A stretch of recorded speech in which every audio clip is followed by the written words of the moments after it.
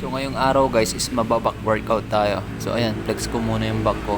So ayan, kung makikita nyo at mapapansin nyo, hindi ganun kaganda yung mga back pose ko. Pagtiyagaan nyo na kasi hindi tayo masyadong marunong sa mga pose na yan.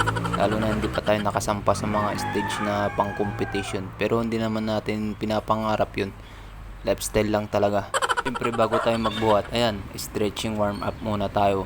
Napaka-importante itong stretching warm up guys, lalo na pagka hindi kayo nag-stretching or warm up tas nagbuhat kayo kaagad. Baka may tendency mapilay kayo nun. Kaya bago tayo magbuhat, stretching muna. Pero pagka na-stretching kayo, huwag nyong madaliin. Dapat yung bawat muscle nyo is talaga nagalaw. Para pagka maganda yung stretching nyo, maganda rin yung buhat natin guys. Ayos nga yun.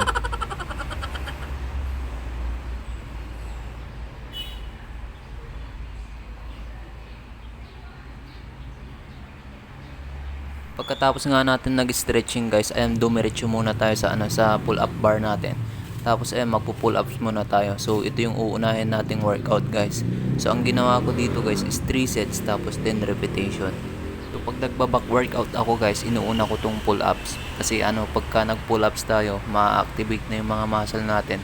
So halos lahat ng muscle natin sa upper is ma-activate niyan, yung sa arms natin, tsaka dun sa back, para pagka nagbuhat na tayo ng mabigat, ayun. Pagkatapos natin nag pull ups, ayan, ito na naman na yung sinunod ko guys, yung arm straight pull down. So 2 plates lang yung binuhat natin dyan. So parang lang to guys, warm up set. Tapos ang ginawa ko dito guys is 1 set tapos 12 repetition. So minsan guys, ito din yung inuuna ko, arm straight pull down, lalo na pagka hindi ako nag pull ups. Katapos nga natin nag warm up set guys, ayan, kinuha ko naman na isang plates para dagdagan. So dinagdagan natin ng isang plates guys. Tapos ayan, magbubuhat na ulit tayo. Halos ang ginawa ko pala dito guys is 4 sets tapos 10 repetition ng. Dito pala sa arm straight pull down guys is yung tricep natin natatamaan din yan. Kasi pagka nag-arm straight pull down ako is tumitigas yung yung tricep ko, kaya ayun. Pero hindi naman tayo magta-tricep ngayong araw. So back lang talaga yung lalaroin natin. Pero naman tayo dito guys, nag-traps din tayo kasi parte din ng yun back. Katapos nga natin nagawa yung 4 sets dun sa arm straight pull down guys, and kumuha naman na tayo ng dalawang plates kasi tawag din, magde-deadlift tayo. So yan yung gagawin natin pang kalso. So yan yung barbell ko guys, magaan lang yan. Yun, napapatay na patumba. Tapos yan, ipapatong natin yung barbell natin.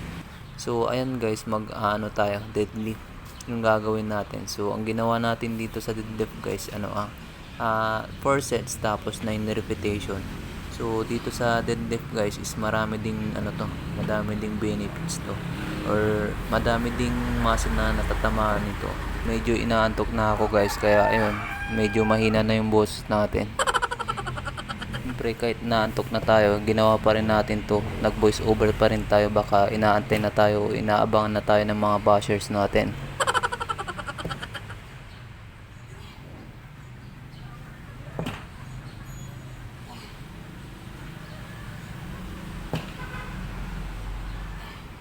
Pagkatapos natin nagawa yung 4 sets sa deadlift guys, ayan, tinanggal ko naman na yung mga plates na nasa dulo.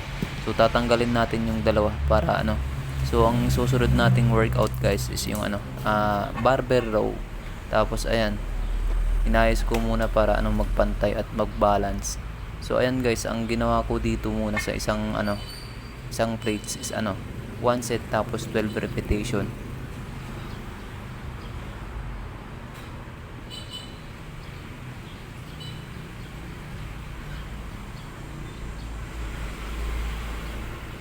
Kumuha ulit tayo ng medyo mas magaan na plates guys. Tapos ayan, dinagdagan natin.